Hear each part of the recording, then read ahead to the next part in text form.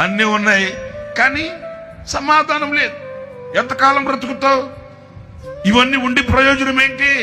వీటన్నింటికంటే మిన్న చిన్న గుడిసెలో నీవున్నా ఆనాటికి రెక్కాడితే డొక్కాడుతున్నట్లుగా బ్రతికిన నీ గుండె నిండా సమాధానం ఉంటే అంతకు మించిన భాగ్యం లోకంలో మరొకటి లేనే లేదు. ఒక చిన్న గుడిసెలో నువ్వు బ్రతుకుతున్నా ఆ చిన్న గుడిసెలో నీ కుటుంబంలో ఐక్యత, సఖ్యత, సమాధానం ఉందనుకోండి, తల్లిదండ్రులకి పిల్లలకి, పిల్లలకి తల్లిదండ్రులకి, భార్యకి భర్తకి, భర్తకి భార్యకి ఒక ఐక్యత, సఖ్యత, సమాధానం, ఒకరినొకరు అర్థం చేసుకోగలిగి, ఒకరినొకరు ప్రోత్సహించుకోగలిగి, ఒకరినొకరు గణపరుచుకోగలిగి, ఒకరికి ఒకరు విధేయులై ఆ అనురాగములో కలిసి కురిసిన ఆనందం ఆ ఇంట్లో ఉందనుకోండి, అదే స్వర్గం అంటే.